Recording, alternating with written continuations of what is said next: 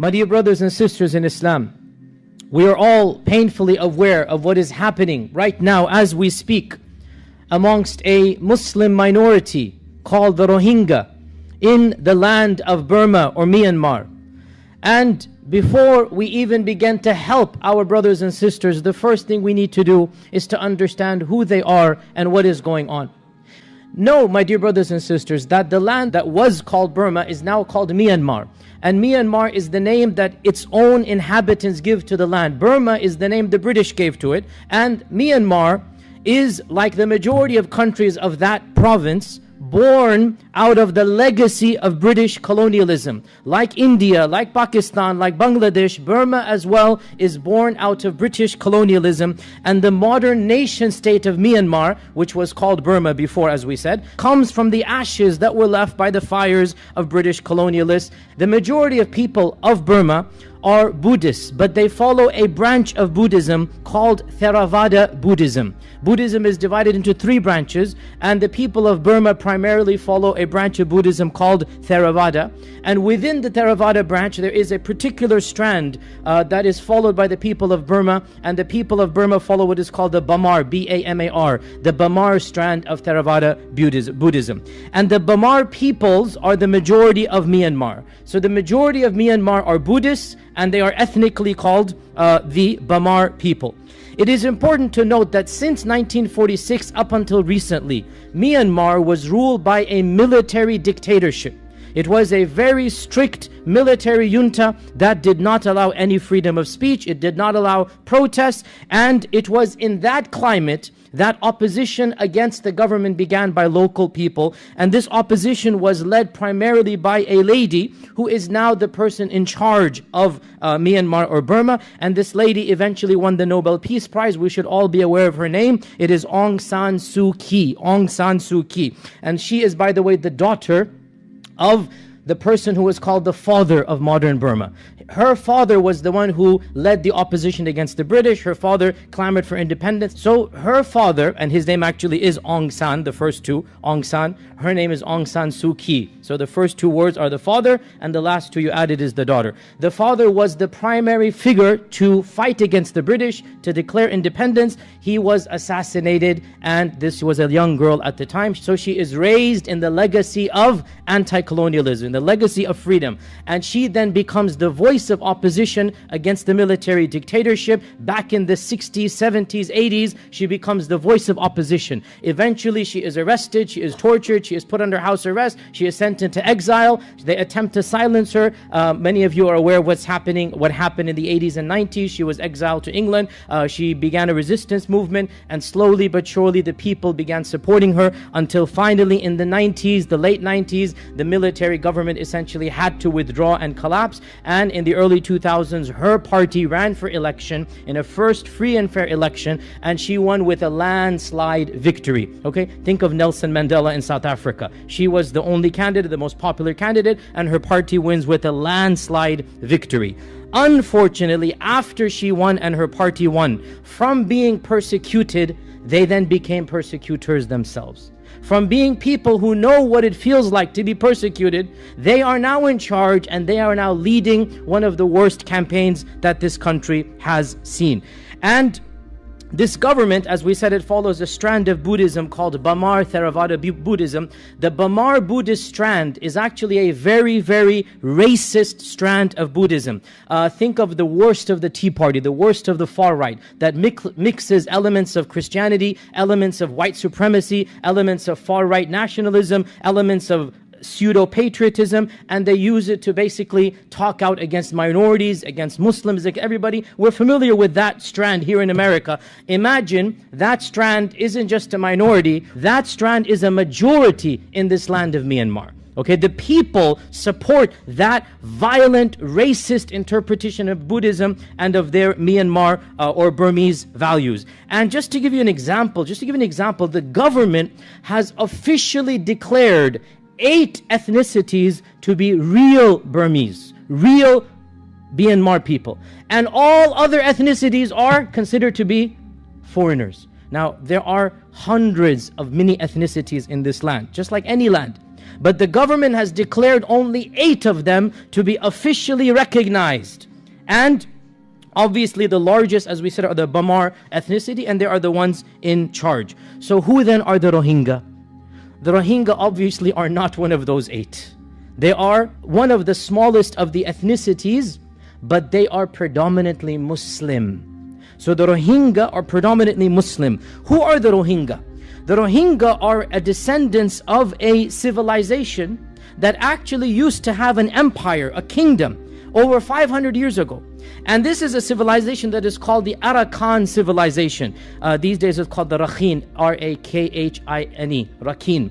Arakan is the classical name, Rakhin is the modern name. Now, the Arakan are not the Bama, they're different ethnicities, different languages. The Arakan peoples had their own kingdom, and it was contemporaneous to the Mughal dynasty. So when the Mughals were around, you also had the Arakan kings, the Arakan, the Rakhin sultans and the Arakan kings. Some of the Arakan people converted to Islam. Some of them did not, okay? So the ethnicity called the Arakan, some of them converted to Islam because they were neighboring the Mughals of India. And some of them did not. Actually, the majority did not convert. Those who converted, they are called the Rohingya. Okay, so to be very simplistic, and I'm not teaching a professorial class, so don't quote me here. It is a very simplistic understanding. Do not quote me, but for the purposes of our modern knowledge, we can say the Rohingya are the Muslim converts of the Arakan ethnicity. Is that clear? The Rohingya are a small percentage of the larger ethnicity called the Arakan. Is that clear? The Arakan, majority of them remain Buddhists or Hindu. Small percentage converted to Islam. And those who converted are then called Rohingya. Okay? Now, ironically, we shouldn't be surprised. The Arakan ethnicity is one of the 8 that have been declared acceptable in Burma, in Myanmar. Are you guys understanding the double standards here, or do I need to spell it out? The Arakan and the Rohingya are the same blood, the same language, the same culture, the same civilization. What's the one difference? Religion. The Rohingya are Muslim and the Arakan are Buddhists. Of those 8 that the Myanmar government said these are originally from this land, is the Arakan people. Can you believe that?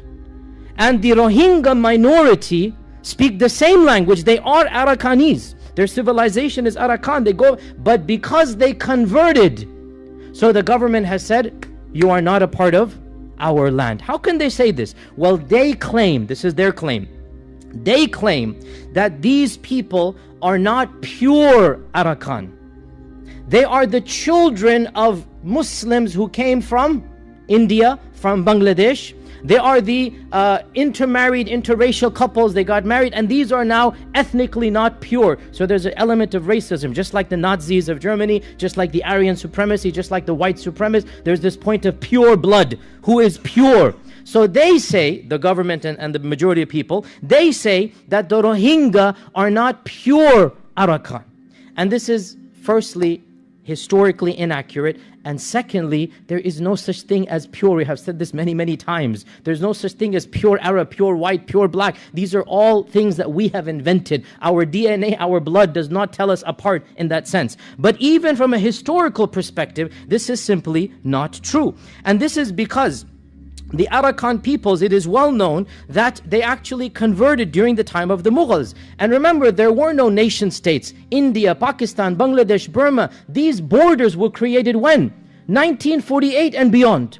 So to claim that before these borders were created, you're worried about where they came from and where they went to, this is a claim that you are taking something from modernity and projecting it back 500 years. The Arakan kingdom actually encompass parts of modern India, parts of modern Bangladesh, and parts of modern Burma. The Arakan kingdom.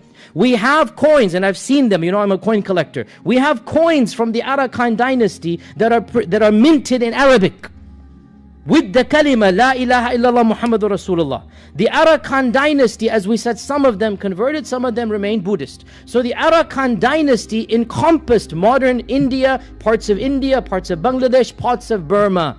So the claim that modern Rohingya, all come from Bangladesh historically is false. And then secondly, who cares where they came from? You're not supposed to treat them in this manner. We're going to get to that after a while. And to prove the strong connections between Burma and the rest of the Indian subcontinent, it is well known historically that traders, merchants, people would come from and between these lands. In fact, for those of you who know your Indian history, the Mughal Emperor Aurangzeb, when there was a civil war between him and his brother had to flee, his brother fled to what is now modern Burma. And his brother and his descendants remained in Burma.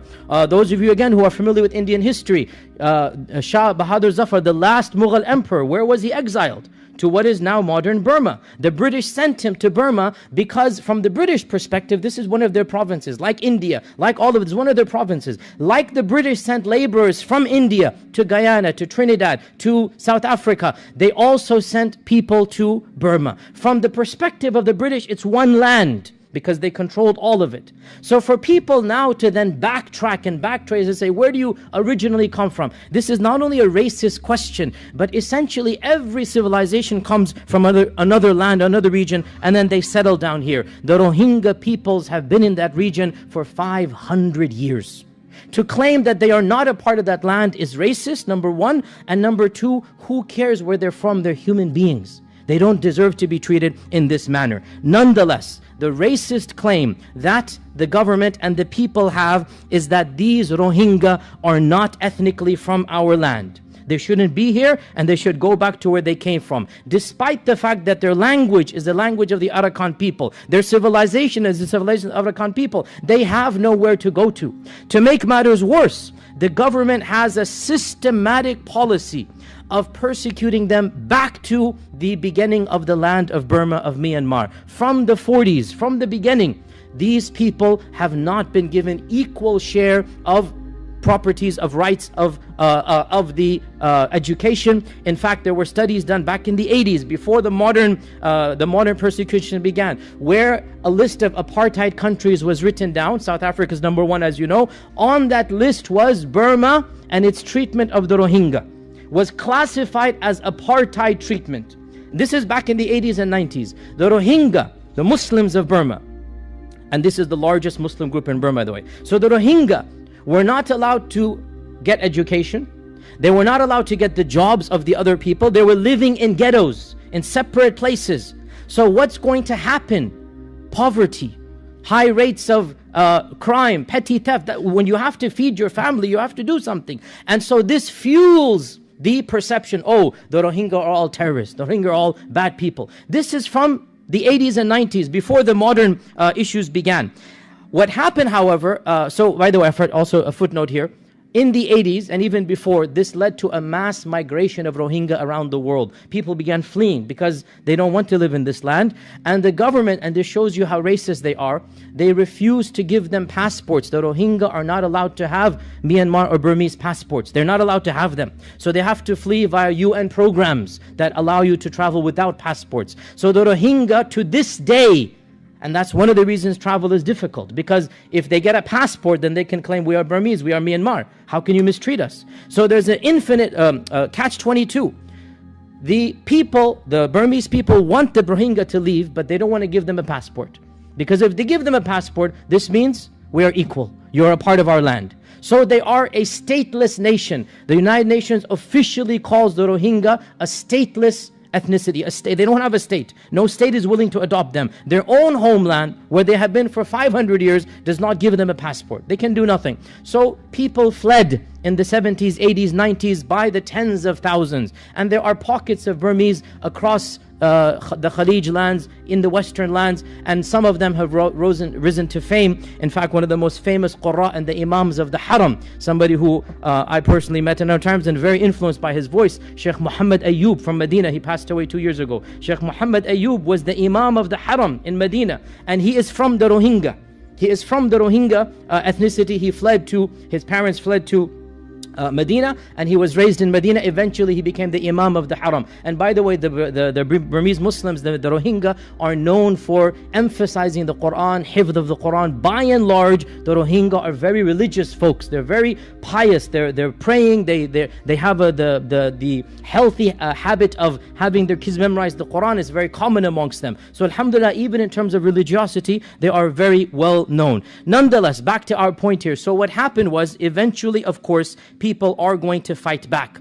And this fighting began, or the modern phase of persecution began roughly in 2012, when a Muslim shopkeeper and a Buddhist customer had a bit of a fight. The Buddhist customer complained and said, oh, he's doing this and that. So then they went and burnt the shop down and began killing Muslims. They burnt the masjid down. Hundreds of Muslims were massacred in mob mentality. This is spontaneous riots. This is 2012, spontaneous riots. And this demonstrates the danger of dehumanizing another population.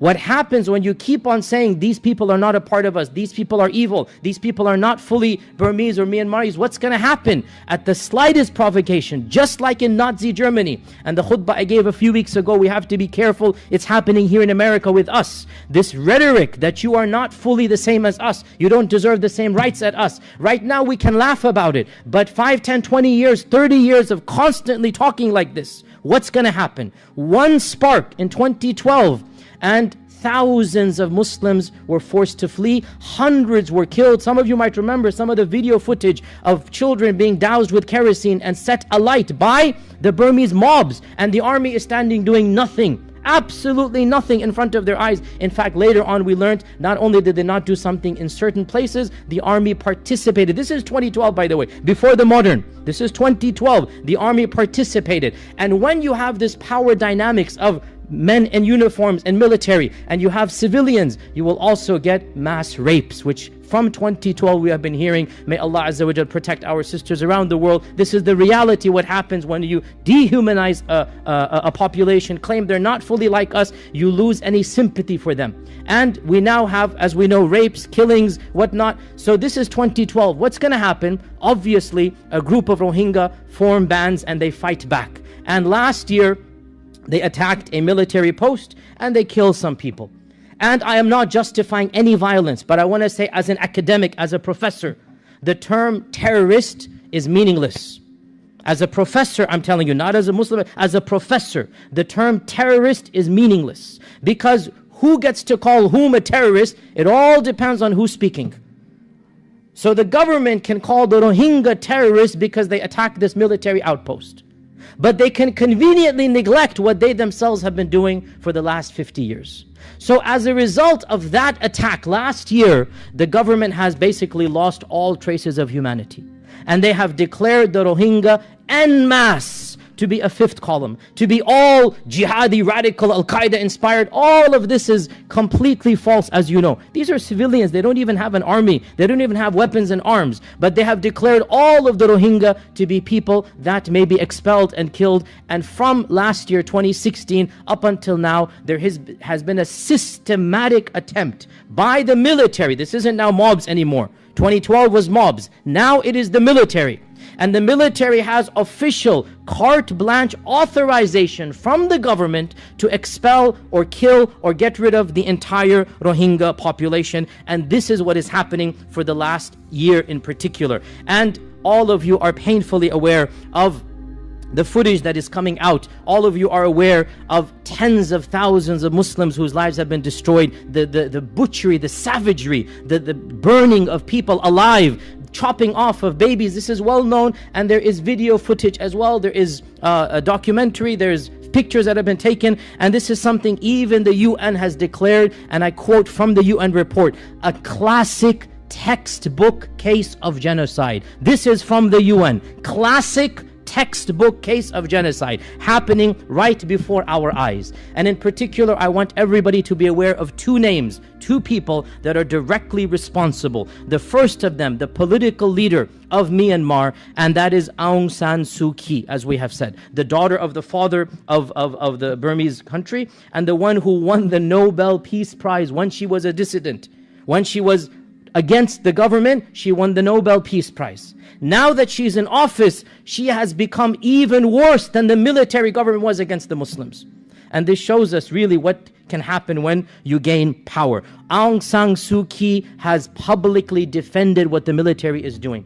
And she has claimed that the Muslims are all Al-Qaeda terrorist affiliates, whatnot. And she has in fact cancelled public engagements in other lands because she does not want to face the press. So she knows exactly what is going on, and she is the one, in the end of the day, the buck stops with her. She's the one in charge. As well, there has to be religious fanaticism, and there is. Ashin Wiratu is the Buddhist monk who was on the cover of Time magazine 2 years ago, and it said the face of Buddhist terror.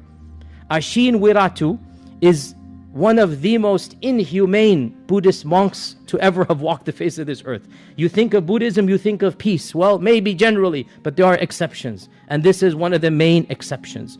He has called for open genocide, for the elimination of the Rohingya people.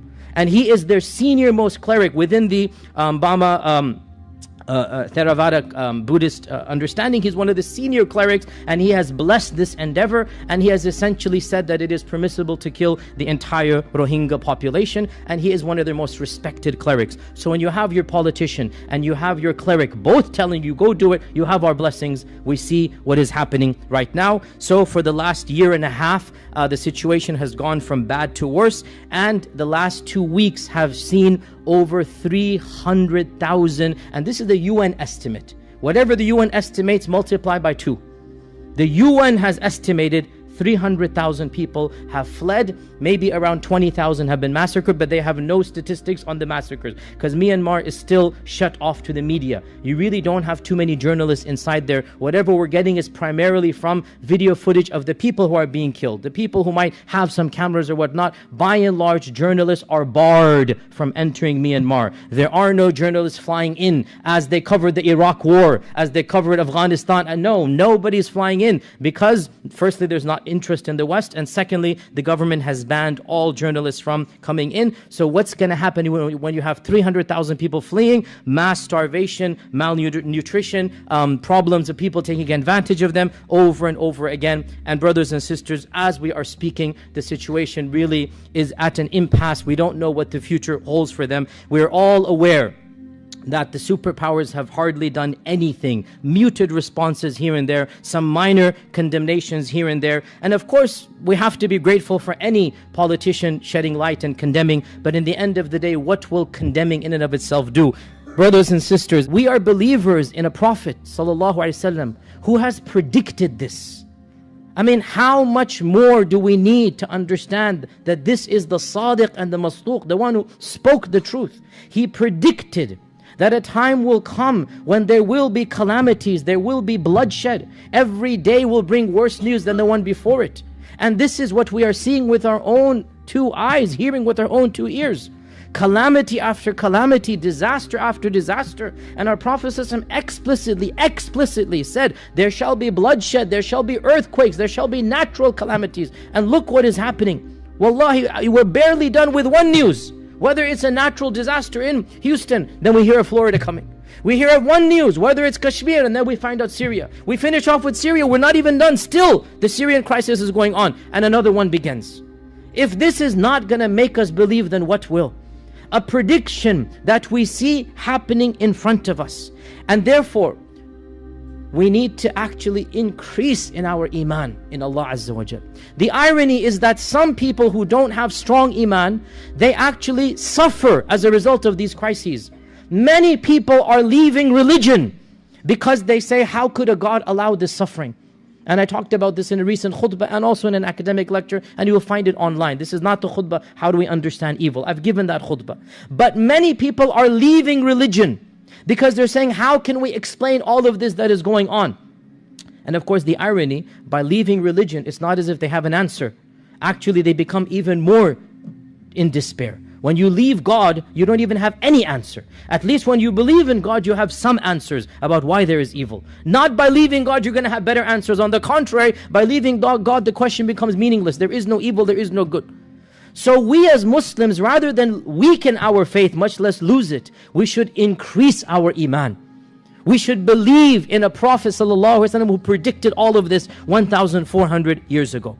As well, brothers and sisters, and we mentioned this when we talked about why evil occurs. One of the main wisdoms of the existence of pain and suffering is to test those who want to change that pain and suffering. To test those who want to stop that pain and suffering. And therefore, every time we hear of one pain, of one suffering, we need to do something, whatever it is, to try to help. Whether it's dua, whether it is financial, whether it is spreading awareness, whether it is pointing out the double standards and hypocrisies of those who claim never again, and yet it always happens over and over and over again. Of those who want to intervene when 10,000 Yazidis are trapped in a mountain, and they send in the helicopters from America, and they send in the warplanes to rescue 10,000 on a mountaintop. But when 6 million Syrians are gassed by their own tyrant, they couldn't care less. When 250,000 Rohingya have to flee, they just say, oh sorry, what can we do? Yes, we point out the double standards. You cannot intervene when it suits your interest and claim this is humanitarian. No. Be honest and say we're intervening because it suits our political agenda. Don't claim that there's a humanitarian reason when you intervene, because far greater crises have happened and are happening, and the world could not care less. The United Nations can issue a condemnation and that is it. The superpowers can just say, oh, that shouldn't be happening, and not a single penny is spent. So yes, we speak out on those double standards, and we talk to the peoples around us and explain to them these double standards. Perchance they will also see what is going on. And brothers and sisters, what we can do as well is feel a connection with the ummah. One of the least things that we can do is to genuinely be troubled. It shows that our heart still has some iman. To live a callous life, a carefree life, not caring what is going on. Are we not terrified what is happening to them here today might happen to us tomorrow here? Are we not terrified that just like in Syria, nobody could have thought it would have happened? Just like here, nobody here that's happening. What about in our lands? So we will try our best to alleviate their pain and suffering, even though there's not much we can do. But we continue doing whatever little we can, because in that little is hope of Allah's forgiveness. Because that's all we can do. I cannot miraculously snap my fingers and stop the entire crises, the entire people fleeing. But public awareness, talking about it on my Facebook page, bringing it to people's attention, giving khutbahs, whatever finances we have, help out with them. Make dua for them. Did you ever make dua for the Syrian refugees, brothers and sisters? Have you ever raised your hands and made genuine dua for the people of Afghanistan and Iraq, for the people of Rohingya? That's the least we can do. And it shows a sense of connection, a sense of ummah, that we have to help, even if it's just by raising our hands and saying, oh Allah, help them. And of course, brothers and sisters, of the things that we need to do in light of all that is happening, and perhaps this is the most important thing, is to recognize the blessings that Allah has given us, and to appreciate those blessings by increasing in our own worship of Him, by being thankful for the freedoms that we have to worship Allah 5 times a day, to be able to pray and fast, to be able to be good Muslims. How sad is it that people are being killed for practicing Islam, and here we are with the freedom to practice Islam, and we are not practicing Islam. The least that we can do is to appreciate those blessings and make a betterment in our own daily lives. If I can't save them, at least let me save myself and my family. If I can't save the rest of the world, let me save my family and friends to the greatest of my extent. And in the end of the day, brothers and sisters, that is all that Allah will ask you. What did you do given your qudra, your power that I blessed you with, your money that I blessed you with, your opportunities that I blessed you with? What did you do within that realm? So in light of all of this, brothers and sisters, yes, we think global, but we act local. Yes, we think global, but our actions have to be local, have to be on myself and my community and my family and my friends. And at the end of the day, all that we can do is to help out with our finances and our du'as, and to raise public awareness and whatever political pressure can be applied. And the rest we leave to Allah subhanahu wa ta'ala. And we continue to make dua to protect ourselves and our families, and to protect Muslims and people around the world. Allahumma inni da'in fa'aminu. اللهم لا تدع لنا في هذا اليوم ذنبا إلا غفرته، ولا هما إلا فرجته، ولا دينا إلا قضيته، ولا مريضا إلا شفيته، ولا عسيرا إلا يسرته. اللهم اغفر لنا ولإخواننا الذين سبقونا بالإيمان، ولا تجعل في قلوبنا غلا للذين آمنوا، ربنا إنك رؤوف رحيم.